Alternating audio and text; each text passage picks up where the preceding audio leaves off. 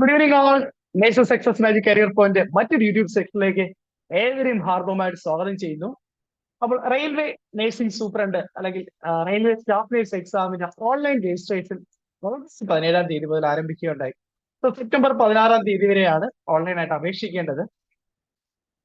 കുറേയധികം പേര് എന്തായാലും അപേക്ഷിച്ചെന്ന് വിശ്വസിക്കുന്നു. പിന്നെ ഹെൽത്ത് ഇഷ്യൂസ് കാരണമാണ് നമ്മുടെ ഈ വീഡിയോ ഒത്തിരി ലേറ്റ് ആയത്. എങ്കിലും ഒരുപാട് പേര് നിങ്ങളുടെ കുറെ സംശയങ്ങൾ ഞങ്ങൾക്ക് മെസ്സേജ് ചെയ്യുകയുണ്ടായി.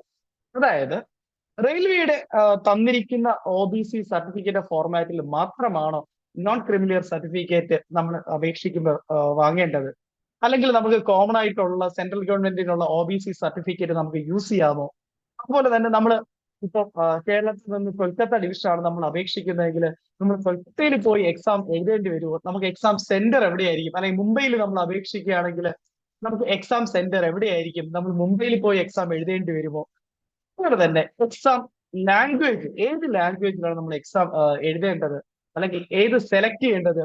അതുപോലെ തന്നെ ഏത് സോണാണ് ഏറ്റവും എനിക്ക് സേഫ് ആയിട്ടുള്ളത്? ഇങ്ങനെ ഒരു 4 രീതിയിലുള്ള മെസ്സേജുകളാണ് ഏറ്റവും കൂടുതൽ എനിക്ക് വന്നത്. ഇതെല്ലാമുള്ള റിപ്ലൈയും റെയിൽവേയുടെ തന്നെ ഒഫീഷ്യൽ മെസ്സേജും ഒക്കെ ആയിട്ടുള്ള ഒരു റിപ്ലൈയും കൂടിയാണ് ഇന്നത്തെ ഈ വീഡിയോ എന്ന് പറയുന്നത്. അതുപോലെ തന്നെ നമ്മുടെ ഓൺലൈൻ രജിസ്ട്രേഷൻ ഇനി ചെയ്യാനിരിക്കുന്ന ഒത്തിരി പേരുണ്ട്. ഇതിനു വേണ്ടി എങ്ങനെയാണ് ഈ ഓൺലൈനായിട്ട് നമ്മുടെ റെയിൽവേ സ്റ്റാഫ് നേഴ്സ് എക്സാമിന് അപേക്ഷിക്കേണ്ടതെന്നുള്ള ഒരു സ്റ്റെപ്പ് ബൈ സ്റ്റെപ്പ് ആയിട്ടുള്ള പ്രോസസ്സ് എങ്ങനെയെന്നുള്ളതും കൂടിയാണ് ഈ ഒരു വീഡിയോയിലൂടെ നിങ്ങൾ മനസ്സിലാക്കാൻ പോകുന്നത് കേട്ടോ. ആദ്യം പോലെ തന്നെ വീഡിയോ ക്ലിയർ ആയിട്ട് കണ്ട് മനസ്സിലാക്കുക. അതുപോലെ നമ്മുടെ വീഡിയോ അല്ലെങ്കിൽ നമ്മുടെ ക്ലാസ്സുകൾ കാണുന്ന 60% പേര് നമ്മുടെ ചാനൽ ഇതുവരെയും സബ്സ്ക്രൈബ് ചെയ്തിട്ടില്ല. സോ ദയവായി നിങ്ങൾക്ക് ക്ലാസ്സുകൾ പ്രയോജനപ്പെടുന്നുണ്ടെങ്കിൽ ഉറപ്പായിട്ടും ചാനൽ എല്ലാം സബ്സ്ക്രൈബ് ചെയ്യുക. അതുപോലെ തന്നെ നിങ്ങളുടെ ഡൗട്ടുകൾ എന്തെങ്കിലും ഒക്കെ ഉണ്ടെങ്കിൽ ഉറപ്പായിട്ട് കമന്റ് ചെയ്യാം കേട്ടോ. നമുക്ക് വീഡിയോയിലേക്ക് പോകാം. ആദ്യമായിട്ട് നിങ്ങളുടെ ഫസ്റ്റ് സംശയം എന്ന് പറയുന്നത് OBC certificate, non creamy layer certificate റെയിൽവേയുടെ അപേക്ഷയിൽ കൊടുത്തിരിക്കുന്ന ഡീറ്റെയിൽഡ് നോട്ടിഫിക്കേഷൻ കൊടുത്തിരിക്കുന്ന സെയിം ഫോർമാറ്റിൽ തന്നെ മേടിച്ചാൽ മാത്രമേ നമുക്ക് അപ്ലൈ ചെയ്യാൻ കഴിയൂ എന്നുള്ളതാണ് ചോദ്യത്തിന് റെയിൽവേ തന്ന മറുപടിയുമാണ് ഈ ഒരു മെയിലിൽ കൊടുത്തിരിക്കുന്നത്. വായിച്ചു കഴിഞ്ഞാൽ മനസ്സിലായാം, പേര് പറയുന്നില്ല. I am writing to see clarification regarding the OBC non-criminal certificate for the current application process. I recently obtained the certificate from my taluk office in their online format, which is intended for central employment purpose. Already central government employment പർപ്പസിലേക്ക് വാങ്ങിയ OBC certificate, non criminal certificate ഉണ്ട്. അത് വെച്ച് നമുക്ക് apply ചെയ്യാൻ കഴിയുന്നുള്ളതാണ് question. Could you please confirm this format is acceptable or if I need to acquire a certificate in the specific RRB format as mentioned in the notification. നമ്മുടെ notification കൊടുത്തിരിക്കുന്ന ആ same format തന്നെ വേണമോ എന്നുള്ളതാണ് question. Railway കൊടുത്തിരിക്കുന്ന reply ആണ് താഴെ കൊടുത്തിരിക്കുന്നത്. സോ എനിക്ക് ആദ്യത്തെ clarity കുറവായതുകൊണ്ടാണ്. Dear applicant, we would like to inform you that you can apply with a valid OBC non-criminal certificate, but that should be valid before notification. Closing date of employment notice 3/2024. ഇത് മറ്റു employment നോട്ടീസിന്റെ അവരുടെ reply ഇതിനോടൊപ്പം തന്നെ ഉണ്ടായിരുന്ന റെയിൽവേയുടെ clear ആയിട്ട് അവർ പറയുന്നുണ്ട്, നിങ്ങൾക്ക് വാലിഡ് ആയിട്ടുള്ള OBC നോൺ ക്രിമിനൽ സർട്ടിഫിക്കറ്റ് ഏതും ഉപയോഗിക്കാം. സെൻട്രൽ ഗവൺമെന്റ് പർപ്പസിന് നമ്മുടെ താലൂക്കിൽ നിന്ന് തഹസിൽദാർ തരുന്ന OBC സർട്ടിഫിക്കറ്റ്, കോമൺ ആയിട്ട് നമ്മുടെ സെൻട്രൽ ഗവൺമെന്റ് എക്സാമിൽ ഉപയോഗിക്കുന്ന ഏത് സർട്ടിഫിക്കറ്റും നമുക്ക് റെയിൽവേ അപ്ലൈ ചെയ്യാനായിട്ട് ഉപയോഗിക്കാം. അത് മാത്രമല്ല ക്ലിയർ ആയിട്ട് അവർ പറയുന്നുണ്ട്, നമ്മുടെ നോർമലി കേരള ഗവൺമെന്റിൽ നിന്ന് കിട്ടുന്ന സർട്ടിഫിക്കറ്റ് 3 വർഷത്തെ വാലിഡിറ്റി ഉണ്ടെങ്കിലും സെൻട്രൽ ഗവൺമെന്റ് OBC സർട്ടിഫിക്കറ്റിന്റെ വാലിഡിറ്റി എന്ന് പറയുന്നത് 1 വർഷം മാത്രമാണ്.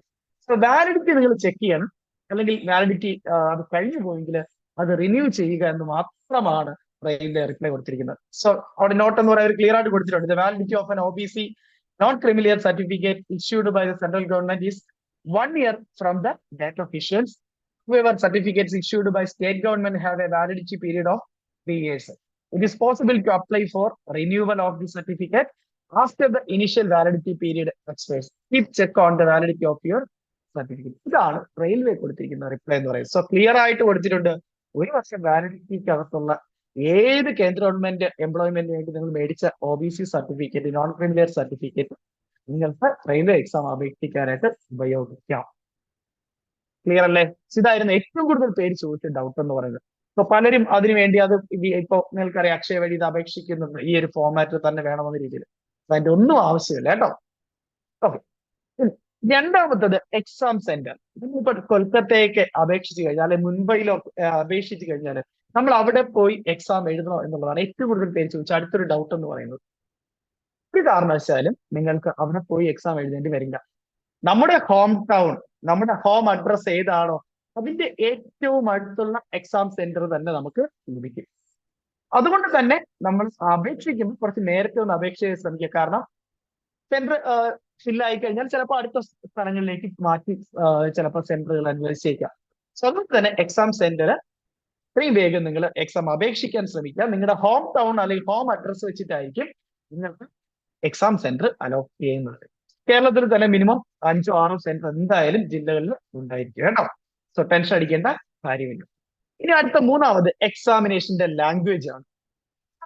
പ്രീവിയസ് എക്സാം ക്വസ്റ്റ്യൻ പേപ്പറെ കണ്ടിട്ടുള്ളവർക്ക് നിങ്ങൾക്ക് അറിയാമായിരിക്കും, എല്ലാ ക്വസ്റ്റ്യൻ പേപ്പറിലും ഹിന്ദിയും ഇംഗ്ലീഷും ലാംഗ്വേജ് ആയിട്ട് ഉണ്ടാവും. എല്ലാ ചോദ്യ പേപ്പറും ഹിന്ദി ലാംഗ്വേജിലും ഇംഗ്ലീഷിലും ക്വസ്റ്റ്യൻ ഉണ്ടാവും. കൂടാതെ 13 റീജിയണൽ ലാംഗ്വേജ്, മലയാളം ഉൾപ്പെടെ 13 റീജിയണൽ ലാംഗ്വേജ് കൂടി ഉണ്ടാകും ഓപ്ഷണൽ ആയിട്ട്. അത് സെലക്ട് ചെയ്യാം. പരമാവധി അത് ആരും ചെയ്യാറില്ല. നിങ്ങൾക്ക് ഇംഗ്ലീഷ് തന്നെയായിരിക്കും ഏറ്റവും ഫേവർ ചെയ്യുന്നത്. ഇംഗ്ലീഷും ഹിന്ദിയും എല്ലാ ലാംഗ്വേജിന്റെ ക്വസ്റ്റ്യൻ പേപ്പറിൽ ഉണ്ടാവും. അത് പോയിട്ട് നിങ്ങൾക്ക് റീജിയണൽ ലാംഗ്വേജ് ആയിട്ട് 13 കൂടി ഓപ്ഷണൽ ആയിട്ട് സെലക്ട് ചെയ്യാവുന്നതാണ്. ഇപ്പൊ 3 ഡൗട്ടിനുള്ള ഉത്തരങ്ങളായിട്ടുണ്ട്. ഇനി അടുത്ത ഏറ്റവും കൂടുതൽ ക്വസ്റ്റ്യൻ വന്നത്, സാർ എനിക്ക് ഏറ്റവും സേഫ് ആയിട്ടുള്ള സോൺ ഏതാണ്? ഇതാണ് നമ്മുടെ ഇപ്പോഴത്തെ വേക്കൻസി സ്റ്റാറ്റസ് എന്ന് പറയുന്നത് അല്ലെ. ഈ 2024 റെയിൽവേ എക്സാമിന്റെ സ്റ്റാഫ് നേഴ്സ് അല്ലെങ്കിൽ നേഴ്സിംഗ് സൂപ്രണ്ട് വേക്കൻസിയുടെ സ്റ്റേറ്റ് വേക്കൻസി സ്റ്റാറ്റസ് ആണ് കൊടുത്തിരിക്കുന്നത്. മുംബൈ ആണെങ്കിൽ general 67, SC 19, ST 11, OBC 28, EWS 8, total 133. രണ്ടാമത് കൊൽക്കത്തയാണ്, general 57, SC 15, ST 11, OBC 34, EWS 10, പിന്നെ 127 ടോട്ടൽ വേക്കൻസി ഉള്ളത്. പിന്നെ അടുത്ത ഗോരഖ്പൂർ ആണ്. ഗോരഖ്പൂർ ടോട്ടൽ 73 ഉണ്ട്. ചെന്നൈ 58 വേക്കൻസി ഉണ്ട്. സെക്കന്ദരാബാദ് ടോട്ടൽ 54 വേക്കൻസി ഉണ്ട്. ഗുവാഹത്തി 52 വേക്കൻസി ഉണ്ട്. ബിലാസ്പൂർ 26 വേക്കൻസി. ബാംഗ്ലൂർ 25 വേക്കൻസി. ബാക്കി വേക്കൻസി ഒന്നും ഞാൻ പറയുന്നില്ല, നിങ്ങൾക്ക് താല്പര്യമുള്ളവർക്ക് നോക്കാവുന്നതാണ്. കാരണം നമുക്ക് ബാക്കി സേഫ് ആയിട്ടുള്ള ഏരിയകളെല്ലാം ഓൾറെഡി കഴിഞ്ഞു. ഇവിടെ ശ്രദ്ധിക്കേണ്ട കാര്യം എന്ന് പറയുന്നത്, നിങ്ങൾ നോക്കിക്കഴിഞ്ഞാൽ ജനറലുകാരെ സംബന്ധിച്ച് നോക്കുക. മുംബൈ 67 ആണ്, കൊൽക്കത്ത 57, ഗോരഖ്പൂർ 31, ചെന്നൈ 21, സെക്കന്ദരാബാദ് 30 വേക്കൻസിയാണ്. അപ്പോൾ നമ്മുടെ ഈ താഴോട്ടുള്ളതെന്ന് പറയുന്നില്ല, താഴോട്ട് നമുക്ക് ചെന്നൈ, ബാംഗ്ലൂർ, സെക്കന്ദരാബാദാണ് ഏറ്റവും കൂടുതൽ, പിന്നെ മുംബൈ, പിന്നെ ഏറ്റവും കൂടുതലുള്ളത് കൊൽക്കത്തയുമാണ് വേക്കൻസി. അപ്പൊ എല്ലാവരുടെയും പ്രിഫറൻസിൽ വരുന്ന 4-5 സ്ഥലങ്ങളാണ് ഇതൊക്കെ അല്ലെ. നിങ്ങളുടെയും മനസ്സിലുള്ള സ്ഥലങ്ങൾ ഇതൊക്കെയാണ്. നമ്മുടെ ഡിവിഷൻ വരുന്ന ഏറ്റവും സദേൺ റീജിയൻ എന്ന് പറയുന്നത് ചെന്നൈയാണ് വേക്കൻസി വരുന്നത്. ചെന്നൈയിലാണ് വേക്കൻസി ഉള്ളത്. സോ ചെന്നൈയിൽ ടോട്ടൽ വരുന്നത് 58 വേക്കൻസിയാണ്. UR 21, SC 14, ST 7, OBC 8 വേക്കൻസിയാണ്. EWS 8 വേക്കൻസിയാണ്. ഇവിടെ സോൺ നോക്കുമ്പോൾ ശ്രദ്ധിക്കേണ്ട കാര്യം, എപ്പോഴും കട്ട് ഓഫ് മാർക്ക് ഏറ്റവും കൂടുതൽ ചെന്നൈ ആയിരിക്കും. അത് ഏത് എക്സാം വന്നാലും അങ്ങനെ തന്നെയാണ്. പിന്നെ രണ്ടാമത്തെ കാര്യം, നിങ്ങൾ പറയുന്നത് പോലെ ഈ കട്ട് ഓഫിൽ വലിയ വ്യത്യാസമൊന്നും ഈ സോണുകൾ തമ്മിൽ ഉണ്ടാവില്ല. വലിയൊരു വേക്കൻസി ഇവിടെ ഇല്ല. വളരെ കുറച്ച് വേക്കൻസിയാണ് ഓരോ സോണിലും ഉള്ളത്. അപ്പൊ അതിനകത്ത് അപ്ലൈ ചെയ്യുന്നതിൽ അത്യാവശ്യം പഠിക്കുന്ന കുറച്ച് പേര് എന്തായാലും ഉണ്ടാവും. അതുകൊണ്ട് വലിയൊരു ഡിഫറൻസ് വേക്കൻസിയിൽ ഇല്ലാത്തത് കൊണ്ട് തന്നെ കട്ട് ഓഫിലും വലിയ വ്യത്യാസമൊന്നും ഉണ്ടാകില്ല. നല്ല രീതിയിൽ കോമ്പീറ്റ് ചെയ്യുന്ന കുറെ പേര് എന്തായാലും ഏത് ഡിവിഷൻ എടുത്താലും ഉണ്ടാകും. അതുകൊണ്ട് തന്നെ കട്ട് ഓഫ് മാർക്ക് വെച്ചിട്ട് ഒരു സേഫ് സോൺ നമുക്ക് ഈ ഇതിൽ ഒരിക്കലും പറയാൻ കഴിയില്ല. നിങ്ങൾ നോക്കിക്കോളൂ, ഇതിന്റെ റിസൾട്ട് വരെ മനസ്സിലാവും. കട്ട് ഓഫ് തമ്മിൽ ഈ ഓരോ റീജിയൻ അല്ലെങ്കിൽ സോണുകൾ തമ്മിൽ വലിയ വ്യത്യാസമൊന്നും ഉണ്ടാകാൻ പോകുന്നില്ല. എല്ലായിടത്തും അത്യാവശ്യം നല്ല രീതിയിൽ കോമ്പീറ്റ് ചെയ്യുന്ന ആൾക്കാരുണ്ടാകും. അതുകൊണ്ട് തന്നെ ഈ വേക്കൻസിയിൽ വലിയ ഡിഫറൻസ് ഇല്ലാത്തത് കൊണ്ട് കട്ട് ഓഫിൽ ഈ വലിയൊരു വ്യത്യാസമൊന്നും ഒരിടത്തും ഉണ്ടാവാൻ പോകുന്നില്ല. അപ്പൊ അത് വെച്ച് നിങ്ങൾക്ക് ഒരിക്കലും സേഫ് സോൺ പറയാൻ പറ്റില്ല. പിന്നെ നമ്മുടെ കംഫോർട്ട് അല്ലെങ്കിൽ നമുക്ക് യാത്രാ സൗകര്യവും, പിന്നെ ഞാൻ പറയും ചെന്നൈ ഏറ്റവും കുറച്ച് പേര് എഴുതുന്നതാണെങ്കിലും കട്ട് ഓഫ് മാർക്ക് ഏറ്റവും കൂടുതൽ ഇവിടെ ആയി. കാരണം അത്രയും നല്ല സ്ട്രോങ് ആയിരിക്കും മലയാളികൾ. അതുകൊണ്ട് തന്നെയാണ് ചെന്നൈയിൽ കഴിഞ്ഞ 3 എക്സാമിലും അങ്ങനെ തന്നെയാണ്. ഏറ്റവും കുറച്ച് പേര് എഴുതിയാലും ഏറ്റവും കൂടുതൽ കട്ട് ഓഫ് വരുന്നത് ചെന്നൈയിലായിരിക്കും. കാരണം എഴുതുന്ന മലയാളീസ് അത്രയും അത്യാവശ്യം അവർ പഠിച്ചേ എഴുതുള്ളൂ. അതാണ് മെയിൻ കാര്യം എന്ന് പറയുന്നത്. അപ്പൊ ഇനി കൊൽക്കത്തയിൽ പോയി മലയാളി എഴുതിയാലും മലയാളി അത്യാവശ്യം നന്നായിട്ട് കോമ്പീറ്റ് ചെയ്യും. അത് ഏത് നോർത്ത് ഇന്ത്യൻസ് അനുസരിച്ച് എന്ന് പറഞ്ഞാലും. അപ്പോൾ പഠിക്കാൻ കഴിവുണ്ടെങ്കിൽ ഉറപ്പായിട്ടും നിങ്ങൾ സെലക്ട് ചെയ്യുക. ഇപ്പൊ OBC ഒക്കെ ആണെങ്കിൽ ചെന്നൈ നോക്കുമ്പോൾ വെറും 8 വേക്കൻസി ഉള്ളൂ. അതേ സ്ഥാനത്ത് കൊൽക്കത്ത വരുമ്പോ അല്ലെങ്കിൽ മുംബൈ വരുമ്പോ 28 ഉണ്ട്. കൊൽക്കത്തയിൽ 34 വേക്കൻസി. കുറച്ചുകൂടി സാധ്യത അവിടെ ഉണ്ട്, കുറച്ചുകൂടി അവസരം അവിടെ ഉണ്ട്, ഇല്ലെന്ന് പറയുന്നില്ല. സോ OBC സംബന്ധിച്ച് കുറച്ചുകൂടെ സേഫ് ആയിട്ടുള്ള കുറച്ചുകൂടെ വേക്കൻസി അവിടെ ഉണ്ട്, മുംബൈയിലും കൊൽക്കത്തയിലും ചെന്നൈ വെച്ച് കമ്പയർ ചെയ്യുമ്പോൾ. സോ എങ്കിലും ഞാൻ ഉറപ്പായിട്ട് പറയാം, കേസ് നമ്മൾ നന്നായിട്ട് പഠിച്ചു കഴിഞ്ഞാൽ ഉറപ്പായിട്ടും നമുക്ക് നന്നായിട്ട് അറ്റൻഡ് ചെയ്യാൻ പറ്റും. അങ്ങനെ ഒരു എക്സാം ആണ്. നമ്മൾ പറഞ്ഞ പോലെ സിലബസ് മനസ്സിലാക്കി കൃത്യമായിട്ട് കംപ്ലീറ്റ്നെസ് ഉണ്ടാകണം. കംപ്ലീറ്റ് ആയിട്ട് നോൺ നേഴ്സിംഗ് സബ്ജക്ട്സിന്റെ 30 മാർക്ക് ഞാൻ എപ്പോഴും പറയുന്നതാണ്. കൃത്യമായിട്ട് നമ്മൾ സ്കോർ ചെയ്തേ പറ്റുള്ളൂ. അല്ല സേഫ് സോൺ നോക്കി കട്ട് ഓഫിൽ വലിയ വ്യത്യാസം നോക്കിയിരിക്കാൻ നമുക്ക് ഒരിക്കലും ഈ റെയിൽവേയുടെ ഈ ഒരു കുറഞ്ഞ വേക്കൻസിയിൽ നമുക്ക് പോസിബിൾ അല്ല. കാരണം കഴിഞ്ഞ വർഷത്തിന്റെ പകുതിയോളം 1 വേക്കൻസി ഇത്തവണ ശരിക്കും പറഞ്ഞാൽ. ഇനി മറ്റ് കുറച്ച് കാര്യങ്ങൾ കൂടി പറയാം. ഇപ്പം ചണ്ഡീഗഡ് പോലുള്ള സ്ഥലങ്ങളിൽ വേക്കൻസി ഒന്നുമില്ല. കഴിഞ്ഞ തവണയൊക്കെ അവിടെ കുറച്ച് വേക്കൻസി ഉണ്ടായിരുന്നതാണ്. അപ്പൊ അതുകൊണ്ട് തന്നെ നോർത്ത് ഇന്ത്യൻസും കുറച്ച് പേരൊക്കെ താഴോട്ടിറങ്ങി മത്സരിക്കും. ഉറപ്പായിട്ടും കൊൽക്കത്തയാണ് വേക്കൻസി ഉള്ളത്, അതുപോലെ മുംബൈ ആണ് ഏറ്റവും കൂടുതൽ വേക്കൻസി ഉള്ളത്. മുംബൈക്ക് അവർ ഉറപ്പായിട്ട് വരും. കാരണം കൂടുതൽ വേക്കൻസി ഉള്ളത് കൊണ്ട് തന്നെ സാധ്യത കൂടുതലുണ്ട് എന്നുള്ള കൺസെപ്റ്റിൽ ഉറപ്പായിട്ടും എന്ത് ചെയ്യും, അവരും ഇങ്ങോട്ട് താഴോട്ട് ഒന്ന് മത്സരിക്കും എന്നുള്ള ഒരു ഉറപ്പാണ്. അതുകൊണ്ട് നമ്മളെ സംബന്ധിച്ച് താഴോട്ട് സെക്കന്ദരാബാദും ചെന്നൈയും ബാംഗ്ലൂരും മുംബൈയൊക്കെ തന്നെയാണ് നമ്മളെ സംബന്ധിച്ച് മാച്ച്. പിന്നെ OBC പോലുള്ള റിസർവേഷൻ ഉള്ളവർക്ക് ഞാൻ ഈ പറഞ്ഞതുപോലെ കുറച്ചുകൂടെ സാധ്യതകൾ എവിടെയുണ്ട്, മുംബൈയിലും ഇപ്പൊ ഗോരഖ്പൂർ, കൊൽക്കത്ത പോലുള്ള സ്ഥലങ്ങളിൽ കുറച്ചുകൂടി ഉണ്ട്. കാരണം 19 ഗോരഖ്പൂർ ഉണ്ട്, 34 കൊൽക്കത്തയിലുണ്ട്, 28 മുംബൈയിലുണ്ട്. കുറച്ചുകൂടി അങ്ങനെ OBC കാറ്റഗറിക്കൊക്കെ കുറച്ചുകൂടി അഡ്വാൻറ്റേജ് വരുന്നുണ്ട്, കണ്ടോ. സോ അങ്ങനെയുള്ളവർക്ക് വേണമെങ്കിൽ എന്ത് ചെയ്യാം, റിസ്ക് എടുത്ത് അങ്ങനെ പോയി എഴുതാം. പക്ഷെ അവിടെ പോയി നോർത്ത് ഇന്ത്യൻസിനോട് മത്സരിച്ചു എന്ന് പറഞ്ഞാലും നമ്മൾ മത്സരിച്ചു കഴിഞ്ഞാൽ നമ്മൾ തന്നെ ആദ്യം വരുള്ളൂ, അത് ഉറപ്പാണ്. ക്ലിയർ ആയിട്ട് സിലബസ് മനസ്സിലാക്കി കൃത്യമായിട്ട് പഠിക്കണം. ഓക്കെ ആണോ? ഞാൻ വീണ്ടും പറയുന്നത്, കട്ട് ഓഫ് വെച്ച് ഒരു സേഫ് സോൺ നമുക്ക് ഒരിക്കലും ഈ ഒരു കുറഞ്ഞ വേക്കൻസിയിൽ പറയാൻ കഴിയില്ല. ഈവൻ നിങ്ങൾ കട്ട് ഓഫ് 2019 കട്ട് ഓഫ് അനാലിസിസിന്റെ വീഡിയോ നമ്മുടെ യൂട്യൂബിൽ കിടപ്പുണ്ട്. നിങ്ങൾ അത് മനസ്സിലാക്കി വലിയ വ്യത്യാസമൊന്നും ഒരിടത്തും ഇല്ല. ഒരു അരമാർഗം എങ്ങനെ കൂടി നിൽക്കുന്നേ ഉള്ളൂ. ഇപ്പൊ ചെന്നൈ ഒക്കെ ആണെങ്കിലും മറ്റുള്ളത് അങ്ങനെ ഒരു മാർഗം. ഇത് ഇത്തവണ വരുമ്പോൾ അതും ഉണ്ടാവില്ല, കാരണം പലയിടത്തും വേക്കൻസീസ് കുറവാണ്. അവിടെ ഓട്ടോമാറ്റിക്കലി എന്ത് സംഭവിക്കും, ഉള്ളവർ കുറച്ചുകൂടെ എന്താണ് നന്നായി കോമ്പീറ്റ് ചെയ്യും പഴയതിനേക്കാൾ. അപ്പൊ അത് വെച്ചിട്ട് ഒരിക്കലും നമുക്ക് സേഫ് സോൺ പറയാൻ പറ്റില്ല. പിന്നെ ഞാൻ പറഞ്ഞതുപോലെ നമ്മുടെ സാഹചര്യങ്ങൾ, പിന്നെ ഈ OBC ഉള്ള കാറ്റഗറി കുറച്ചുകൂടെ അവസരങ്ങൾ കൊൽക്കത്ത ഉള്ള സ്ഥലങ്ങളിൽ ഉണ്ട് താനും, കാരണം വേക്കൻസി അവിടെ കുറച്ചുകൂടി ഉണ്ട് താനും. അങ്ങനെയുള്ള കൺസിഡറേഷൻസ് ഒക്കെ നിങ്ങൾക്ക് അതല്ലെങ്കിൽ ആ ഒരു സാഹചര്യത്തിൽ നിങ്ങൾക്ക് ഉപയോഗിക്കാവുന്നതാണ്.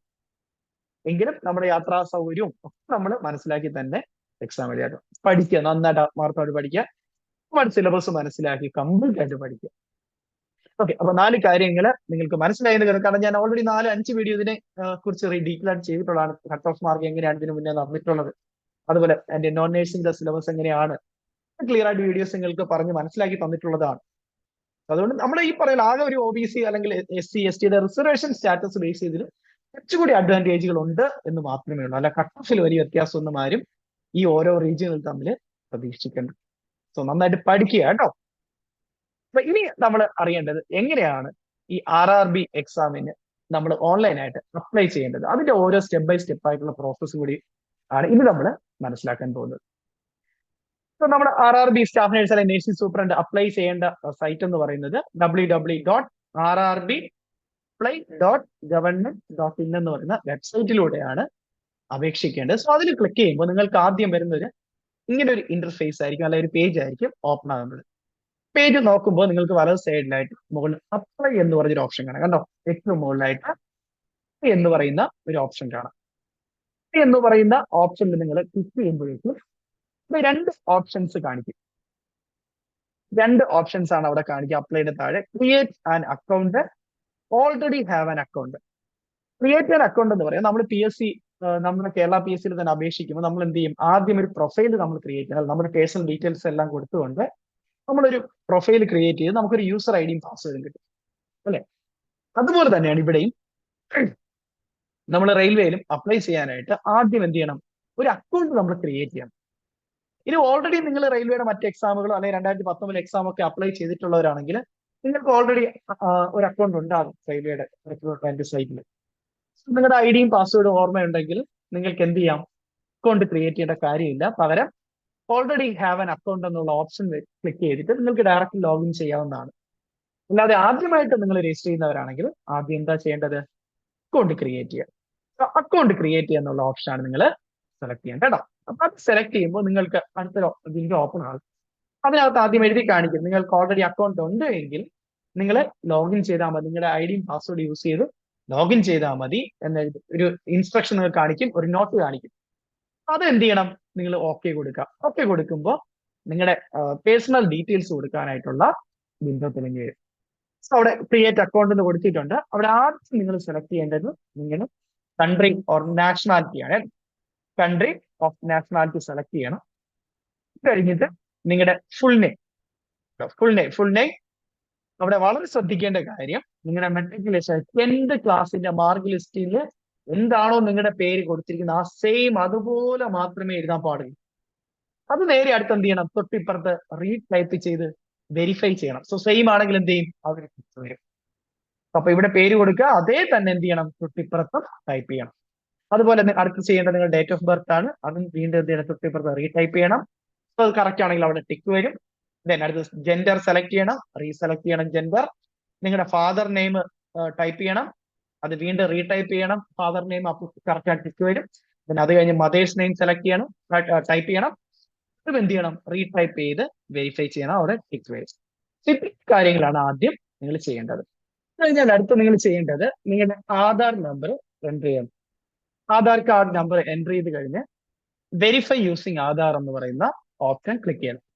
ഇനി ആധാർ കാർഡ് ഇല്ല എങ്കിൽ I do not have Aadhaar card എന്ന് കൊടുക്കുക. അപ്പോൾ നിങ്ങൾക്ക് മറ്റു കുറച്ച് I D, election I D, അതുപോലെ പാൻ കാർഡ്, അങ്ങനെ കുറച്ച് IDs വരും.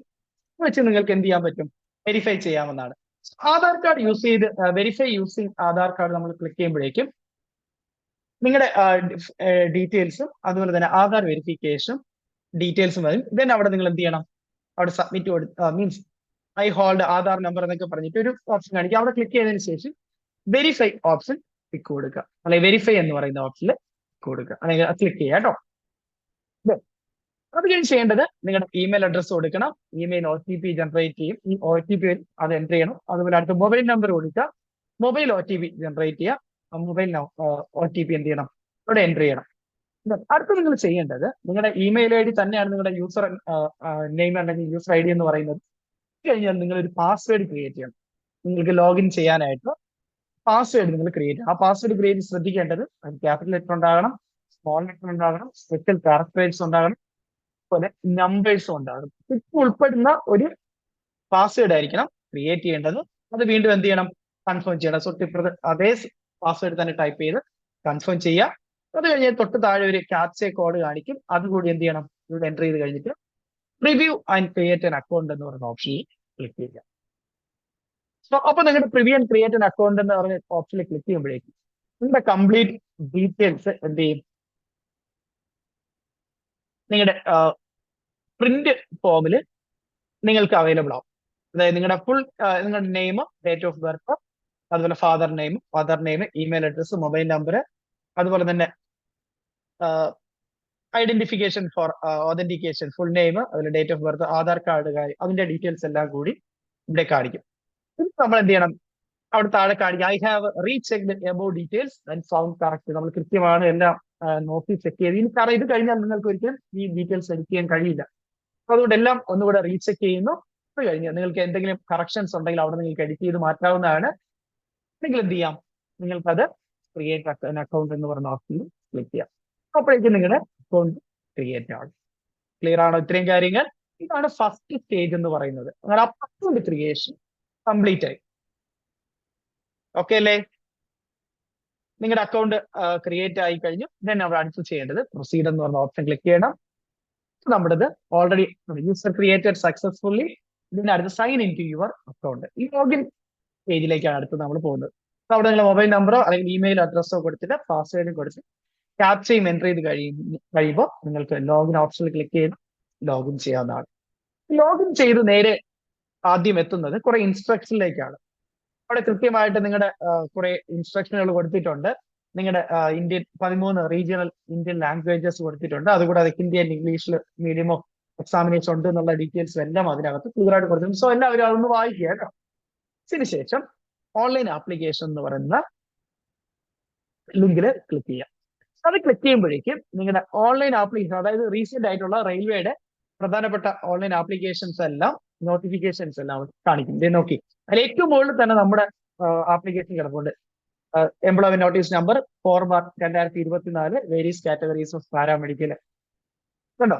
സോ അവിടെ ക്ലിയർ ആയിട്ട് ആദ്യം തന്നെ കിടപ്പുണ്ട്.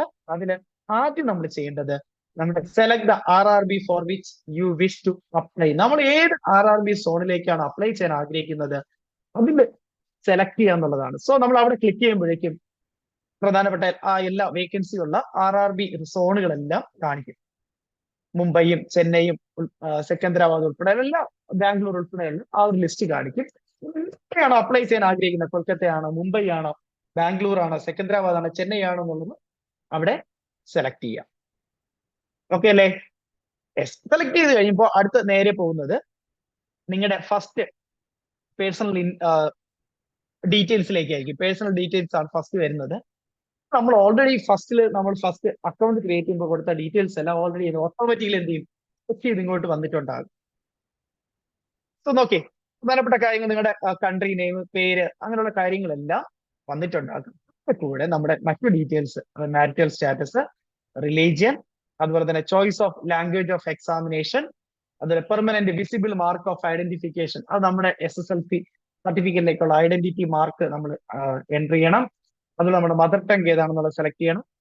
അതുപോലെ രണ്ടാമത് permanent visible mark of identification, രണ്ടാമത്തെ ഒന്ന് അവിടെ ഏതാണെന്നുള്ളത് നമ്മൾ അത് ടൈപ്പ് ചെയ്യണം. ഇത്രയും കാര്യങ്ങൾ ആദ്യത്തെ നമ്മൾ കൊടുക്കാനുണ്ട്.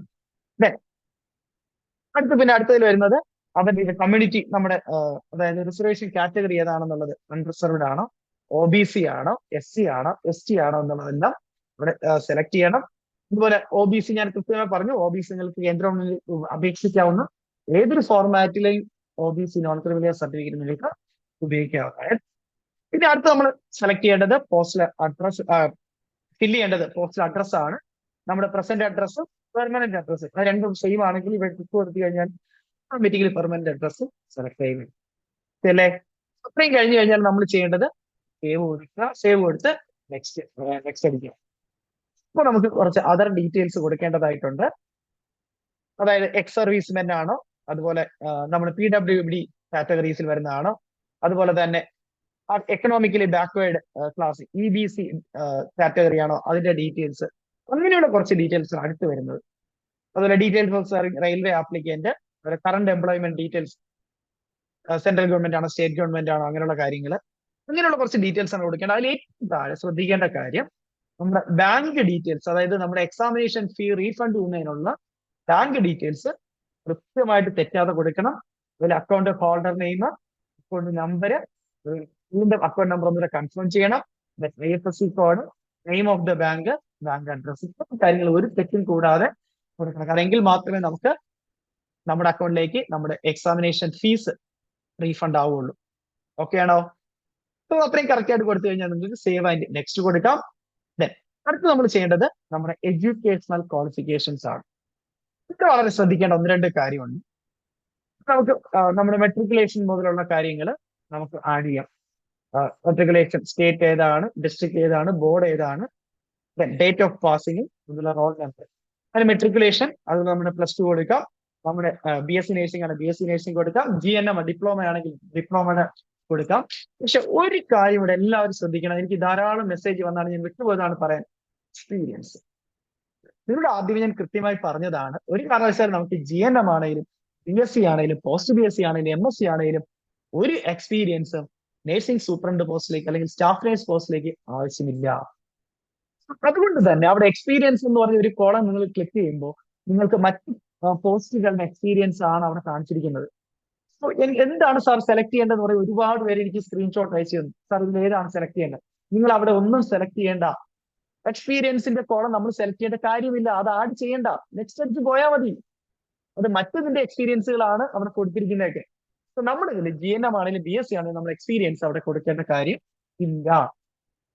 സോ ആ ഒരു കോളം നമ്മൾ സെലക്ട് ചെയ്യേണ്ട, നെക്സ്റ്റ് അടിച്ച് പോയാൽ മാത്രം മതി കേട്ടോ. യെസ്. അപ്പൊ നമ്മുടെ എല്ലാ ക്വാളിഫിക്കേഷനുകളും നമ്മൾ അവിടെ കൊടുക്കുന്നു. അതിനുശേഷം നമ്മൾ അടുത്ത പേജിലേക്ക് പോകുമ്പോൾ നമ്മുടെ പ്രൊഫൈൽ ഡോക്യുമെന്റ്സ് അപ്ലോഡ് ചെയ്യാനുള്ള കോളമാണ്. അതിനകത്ത് നമ്മുടെ ഫോട്ടോഗ്രാഫ് അപ്ലോഡ് ചെയ്യണം. അത് കൃത്യമായിട്ട് സൈസ് പറയുന്നുണ്ട് അവര്. 35mm x 45mm or 322 320x240 pixels size കൃത്യമായിട്ട് കൊടുത്തിട്ടുണ്ട്. അതുപോലെ ബിറ്റ്വീൻ 30 KB to 70 KB ഇടയിലായിരിക്കണമെന്ന്, അതുപോലെ 6 മന്ത്സിനകത്ത് എടുത്തായിരിക്കണമെന്നൊക്കെ ക്ലിയർ ആയിട്ട് ഇൻസ്ട്രക്ഷൻ കൊടുത്തിട്ടുണ്ട്. അതനുസരിച്ച് മാത്രമേ നിങ്ങൾ അപ്ലോഡ് ചെയ്യാവൂ. അതുപോലെ തന്നെ നമ്മുടെ സിഗ്നേച്ചർ, റണ്ണിങ് ഹാൻഡിൽ ഇട്ട സിഗ്നേച്ചർ, അതും കൃത്യമായി സൈസ് കൊടുത്തിട്ടുണ്ട്. അതും 30 KB to 70 KB സൈസേ പാടുള്ളൂ. ഡയമെൻഷൻ അത്ര 50mm to 20mm സൈസ് ആണ്. 140x60 പിക്സൽ സൈസ് ആണ് നമ്മൾ അപ്ലോഡ് ചെയ്യേണ്ടത്. കഴിഞ്ഞാൽ നിങ്ങൾക്ക് സേവ് ചെയ്യാം. സേവ് ചെയ്തതിനു ശേഷം നെക്സ്റ്റ് കൊടുക്കാം. നെക്സ്റ്റ് കൊടുക്കുമ്പോൾ പിന്നെ അവിടെ നിങ്ങൾക്ക് നിങ്ങൾ സെലക്ടഡ് RRB ഏതാണോ ഡിവിഷൻ കാണിക്കും. നമ്മുടെ പോസ്റ്റ് കാണിക്കും, eligible post, zone wise post കാണിക്കും. അവിടെ നമ്മൾ നമ്മുടെ നേഴ്സിംഗ് സൂപ്രണ്ടന്റ് പോസ്റ്റ് ചെയ്ത് കൊടുക്കണം. അതുപോലെ ആപ്ലിക്കന്റ് ഫോട്ടോഗ്രാഫ് അതെല്ലാം ഇത് അപ്ലോഡ് ചെയ്താണെന്നുള്ള ഇത് ഫയലിൽ കാണിക്കും. അത് കഴിഞ്ഞ് നമ്മൾ ഏതാണോ പോസ്റ്റ്, എലിജിബിൾ പോസ്റ്റ് നമ്മൾ സെലക്ട് ചെയ്യണം. ദെൻ അത് കഴിഞ്ഞ് ഏറ്റവും അവസാനം ഒരു ഡിക്ലറേഷൻ ഉണ്ട്. ആ ഡിക്ലറേഷനും നമ്മൾ ടിക്ക് ചെയ്ത് കൊടുക്കും. സേവ്. അത് കഴിഞ്ഞാൽ പ്രിവ്യൂ ആപ്ലിക്കേഷൻ കൊടുക്കുക. ആ കംപ്ലീറ്റ് ഡീറ്റെയിൽസ് പ്രിവ്യൂ ആപ്ലിക്കേഷൻ കൊടുക്കുമ്പോൾ നമ്മുടെ കംപ്ലീറ്റ് ഡീറ്റെയിൽസ് വരും. കാരണം അത് കഴിഞ്ഞാൽ പിന്നെ നിങ്ങൾക്ക് ഒരിക്കലും എഡിറ്റ് ചെയ്യാൻ കഴിയത്തില്ല. സോ അതുകൊണ്ട് തന്നെ ഒന്നുകൂടി എല്ലാം ഒന്ന് റീചെക്ക് ചെയ്യണം. റീചെക്ക് ചെയ്ത് സബ്മിറ്റ് കൊടുക്കുക. ഇതാണ് ഫൈനൽ സബ്മിഷൻ എന്ന് പറയുന്നത്. ഓക്കെ ആണോ? ഇത് കഴിഞ്ഞ് നിങ്ങൾ അടുത്ത സ്റ്റേജ് നിങ്ങളുടെ ഫീസ് പേ ചെയ്യാന്നുള്ളതാണ്. പേ ചെയ്ത് നിങ്ങളുടെ ആപ്ലിക്കേഷൻ നിങ്ങൾ കംപ്ലീറ്റ് ചെയ്യാൻ കഴിയും. ഈ ഒരു രീതിയിലാണ് നമ്മുടെ റെയിൽവേ RRB സ്റ്റാഫ് നേഴ്സ് എക്സാമിന്റെ ഓൺലൈൻ ആപ്ലിക്കേഷൻ നിങ്ങൾ കൊടുക്കേണ്ടത്. സോ കുറെ നിങ്ങളുടെ ഡൗട്ടുകളെല്ലാം ക്ലിയർ ചെയ്യാൻ കഴിഞ്ഞു എന്ന് വിശ്വസിക്കുന്നു. സോ വീണ്ടും ഒന്നുകൂടെ പറയുന്ന OBC സർട്ടിഫിക്കറ്റ് നിങ്ങൾക്ക് ഏത് വേണമെങ്കിലും ഉപയോഗിക്കാം. അതുപോലെ തന്നെ എക്സ്പീരിയൻസ് ഒരു തവണ ആവശ്യമില്ല, അത് ആഡ് ചെയ്യേണ്ട കാര്യമില്ല. എക്സാമിനേഷൻ ക്വസ്റ്റ്യൻ പേപ്പർ ഹിന്ദിയിലും ഇംഗ്ലീഷിലും ഉണ്ടാകും. നിങ്ങൾക്ക് 13 റീജിയണൽ ലാംഗ്വേജ് ഓപ്റ്റ് ചെയ്യാവുന്നതാണ്. മലയാളം ഉൾപ്പെടെയുണ്ട്. പിന്നെ അതുപോലെ നമ്മുടെ സേഫ് സോൺ എന്ന് പറയുന്നത് നമ്മുടെ റിസർവേഷൻ കാറ്റഗറി, OBC അങ്ങനെയുള്ള കാറ്റഗറിക്ക് മാത്രമേ ചില അഡ്വാൻറ്റേജുകൾ കിട്ടുള്ളൂ. കട്ട് ഓഫ് വെച്ച് വലിയ ഒരു അഡ്വാൻറ്റേജ് ഒന്നും ഉണ്ടാവില്ല. സോ നന്നായിട്ട് പഠിക്കുക, എല്ലാവരും സിസ്റ്റമാറ്റിക് ആയിട്ട് തന്നെ പഠിക്കുക. അപ്പോൾ നമ്മുടെ railway nursing officer exam, nursing superintendent എക്സാമിന്റെ ഇന്റൻസീവ് ക്ലാസ്സുകളുടെ ലാസ്റ്റ് ബാച്ച് അഡ്മിഷന്റെ ലാസ്റ്റ് ഡേറ്റ് എന്ന് പറയുന്നത് ഓഗസ്റ്റ് 25 വരെ മാത്രമാണ്. സോ ആരെങ്കിലും ഇനി ജോയിൻ ചെയ്ത് പഠിക്കാൻ ആഗ്രഹിക്കുന്നുണ്ടെങ്കിൽ ഉറപ്പായിട്ടും എത്രയും വേഗം ജോയിൻ ചെയ്ത് പഠിക്കാൻ സമയം വളരെ കുറവാണ്. കാരണം 70 mark nursing, 30 mark non nursing, ഇത് 10 mark GK current affairs, reasoning aptitude 10 mark, general science, physics chemistry biology 10 mark. ഇത് 30 മാർക്കും നന്നായിട്ട് സ്കോർ ചെയ്യുന്ന ആരാണോ അവർ മാത്രമേ ജോലി കിട്ടുള്ളൂ. സോ സിസ്റ്റമാറ്റിക് ആയിട്ട് കംപ്ലീറ്റ് ആയിട്ട് നോൺ നഴ്സിംഗ് ഒരുപോലെ പ്രാധാന്യത്തിൽ ഒരേ ഇമ്പോർട്ടൻസിൽ പഠിച്ച് തീർക്കുന്നവർക്ക് മാത്രമേ റെയിൽവേയിൽ ജോലി കിട്ടുള്ളൂ. ഒരു കാര്യം കൂടെ എനിക്ക് നിങ്ങളുടെ പറയാനുണ്ട്. ചില കമന്റുകൾ ഞാൻ കാണുകയുണ്ടായി. അതായത് ഈ ആപ്റ്റിറ്റ്യൂഡ് റീസണിങ്ങിന്റെ ഒക്കെ ടോപ്പിക്കൽ ക്ലാസ്സുകൾ, ഈ നമ്പർ സീരീസ് കംപ്ലീഷൻ, അതുപോലെ കോഡിങ് ആൻഡ് ഡീകോഡിങ്, ഏതെങ്കിലും ഒരു സിമ്പിൾ ഒരു ടൈപ്പ് പഠിച്ചു വെച്ചിട്ട് ഞാൻ വളരെ ഒത്തിരി ഈസി ആയിരുന്നു ഒരു ടൈപ്പ് ഏതെങ്കിലും സിമ്പിൾ പഠിച്ചിട്ട് ഞാൻ ആ ടോപ്പിക്ക് പഠിച്ചു. നിങ്ങളൊരു കാര്യം മനസ്സിലാക്കുക, സിലബസിന് ടോപ്പിക്ക് മാത്രമേ ഉണ്ടാവൂ. അതിനകത്ത് എത്ര സബ് ടോപ്പിക് എക്സാം ക്വസ്റ്റ്യൻ ഉണ്ട് എന്നുള്ളത് കൃത്യമായിട്ട് മനസ്സിലാക്കി പഠിച്ചാലേ പറ്റുള്ളൂ.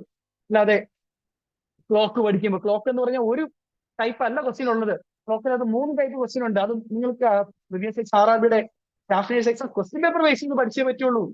അപ്പൊ മനസ്സിലാകും നിങ്ങൾ പഠിച്ച ഒരു ക്വസ്റ്റ്യൻ മാത്രമാണോ ആ പ്രീവിയസ് എക്സാം ക്വസ്റ്റ്യൻസ് എന്ന് പറയുന്നത്. അതുപോലെ coding and decoding 5 type question ഉണ്ട്. Coding and decoding, number series completion, analogy, അതുപോലെ തന്നെ മറ്റ് ആപ്റ്റിറ്റ്യൂഡിന്റെ ടോപ്പിക്കുകൾ, ഡയറക്ഷൻ എന്ന് ഒരു ടൈപ്പ് ആണോ ക്വസ്റ്റ്യൻ ഉള്ളത്? 4 ടൈപ്പ് ക്വസ്റ്റ്യൻ ഡയറക്ഷൻ. അല്ലാതെ ഒരു ടൈപ്പ് പഠിച്ചിട്ട് ഡയറക്ഷൻ എന്ന് പറയുന്ന ടോപ്പിക് പഠിച്ചു കഴിഞ്ഞു, അങ്ങനെ ചിന്തിക്കരുത്. ക്വസ്റ്റ്യൻസ് കംപ്ലീറ്റ് ആയിട്ടും അതിനകത്ത് സബ് ക്വസ്റ്റ്യൻ ടോപ്പ് കൃത്യമായിട്ട് മനസ്സിലാക്കി പഠിച്ചാലേ റെയിലേക്ക് നിങ്ങൾ സ്കോർ ചെയ്യാൻ പറ്റും. അല്ലാതെ ടോപ്പിക്ക് കണ്ടിട്ട് ആ ഒരു ടോപ്പിക്കിൽ സിമ്പിൾ ക്വസ്റ്റ്യൻ പഠിച്ച് അല്ലെങ്കിൽ ഒരു ടൈപ്പ് പഠിച്ചിട്ട് ആ ടോപ്പിക് കഴിഞ്ഞു വിശ്വസിക്കരുത്. ഇങ്ങനെ കുറെ മെസ്സേജുകൾ ഞാൻ കണ്ടു. ഇങ്ങനെയല്ല പഠിക്കേണ്ടത്. ഒരു ടോപ്പിക്കേ കൊടുക്കുള്ളൂ. നമ്മുടെ കാർഡിയോവാസ്കുലർ സിസ്റ്റം എന്ന് മാത്രമേ സിലബസിൽ ഉണ്ടാവൂ. കാർഡിയോവാസ്കുലർ സിസ്റ്റത്തിനകത്ത് എന്തൊക്കെ പഠിക്കണമെന്ന് കൃത്യമായിട്ട് മനസ്സിലാക്കി പഠിച്ചാലേ നമുക്ക് സ്കോർ ചെയ്യാൻ പറ്റൂ. അത് മനസ്സിലാക്കി പഠിക്കുക കേട്ടോ. എന്നാൽ തെറ്റിദ്ധാരണ വെച്ചോണ്ടിരിക്കരുത്. നമുക്ക് എക്സാമിന് മാർക്ക് സ്കോർ ചെയ്യാൻ പറ്റില്ല. അതിനകത്ത് ഏതൊക്കെ സബ് ടൈപ്പ് ക്വസ്റ്റ്യനുണ്ട് അതെല്ലാം കൃത്യമായിട്ട് RRBയുടെ പ്രീവിയസ് എക്സാം ക്വസ്റ്റ്യൻസ് മൊത്തം എടുത്ത് വർക്ക്ഔട്ട് ചെയ്തിട്ട് പഠിക്കാവൂ. പ്രത്യേകിച്ച് അതുപോലെ DSSBയുടെ പ്രീവിയസ് ക്വസ്റ്റ്യൻ പേപ്പറുകൾ, USICയുടെ ക്വസ്റ്റ്യൻ പേപ്പറുകൾ, അത് ബേസിസിൽ ഓരോ ടോപ്പിക് നിങ്ങൾ പഠിക്കും. അതിനകത്ത് സബ് ടൈപ്പുകൾ എങ്കിലേ കംപ്ലീറ്റ് ചെയ്യാൻ പറ്റൂ. അല്ലാതെ ഒരു ചെറിയ ക്വസ്റ്റ്യന്റെ എളുപ്പമുള്ള ടൈപ്പ് പഠിച്ചിട്ട് ആ ടൈപ്പ് മൊത്തം പഠിച്ചെന്ന് വിശ്വസിക്കരുത്. അങ്ങനെ വിശ്വസിച്ചുകൊണ്ടിരിക്കും. ഓവർ കോൺഫിഡൻസിൽ ഇരിക്കരുത് ആരും ദയവ് ചെയ്ത് കേട്ടോ. കംപ്ലീറ്റ് സിലബസ് പഠിച്ചേ പറ്റുള്ളൂ. ഇനി ആരെങ്കിലും കംപ്ലീറ്റ് ജോയിൻ ചെയ്ത് പഠിക്കാൻ ആഗ്രഹിക്കുന്നത് ദയവായിട്ട് ജോയിൻ ചെയ്ത് പഠിക്കുക. സോ ഇനി സമയം കിട്ടില്ല, വളരെ കുറവായിരിക്കും. സിസ്റ്റമാറ്റിക് ആയിട്ട് പഠിക്കുക, കംപ്ലീറ്റ് ആയിട്ട് പഠിക്കുക. റെയിൽവേ എന്ന് പറഞ്ഞാൽ വളരെ ഓരോ സോൺ ബേസ്ഡ് ഉള്ള എക്സാം ആണ്. സോ ഞാൻ പറഞ്ഞു, ഓരോ സോണൽ തിരിച്ചായതുകൊണ്ട് തന്നെ ഒരു ഓൾ ഇന്ത്യ എക്സാമിന്റെ കോമ്പറ്റീഷൻ അല്ല അവിടെ ഉള്ളത്. ആ സോണിൽ ഏറ്റവും നന്നായിട്ട് പെർഫോം ചെയ്യുന്നവർക്കായിരിക്കും ജോലി കിട്ടുക. So അവിടെ ഏതാണോ ഇമ്പോർട്ടൻസ് കൊടുക്കേണ്ടത് അത് ഇമ്പോർട്ടൻസ് കൊടുത്ത് സിസ്റ്റമാറ്റിക് ആയിട്ട് പഠിക്കുന്നവർക്ക് ഉറപ്പായിട്ടും അവിടെ അത് ബാംഗ്ലൂരിൽ 25 വേക്കൻസി ആണെങ്കിലും, സുഖേന്ദ്രയിലെ 40 വേക്കൻസി ആണെങ്കിലും, ചെന്നൈയിലെ 58 വേക്കൻസി ആണെങ്കിലും നമ്മൾ കൃത്യമായിട്ട് അതനുസരിച്ച് പഠിക്കൂ, ഉറപ്പായിട്ടും നിങ്ങൾക്ക് നല്ല റാങ്കിലേക്ക് എത്താൻ പറ്റും. സോ നന്നായിട്ട് വർക്ക് ചെയ്യുക. ഈ വർഷം ഞാൻ വീണ്ടും പറയുന്നു, 2020 നിങ്ങളുടെ ഒരു സുവർണ്ണ വർഷമായിട്ട് മാറട്ടെ. ഹാർഡ് വർക്ക് ചെയ്യുക, നന്നായിട്ട് സ്മാർട്ട് വർക്ക് ചെയ്യുക. സിലബസ് എന്താണ് തന്നിരിക്കുന്നത് അത് കംപ്ലീറ്റ് ആയിട്ട് സിസ്റ്റമാറ്റിക് ആയിട്ട് പഠിച്ച് മാത്രം എഴുതുക. ഉറപ്പായിട്ടും വിജയം നിങ്ങളുടെ കൂടെ തന്നെ ഉണ്ടാകും. All the best.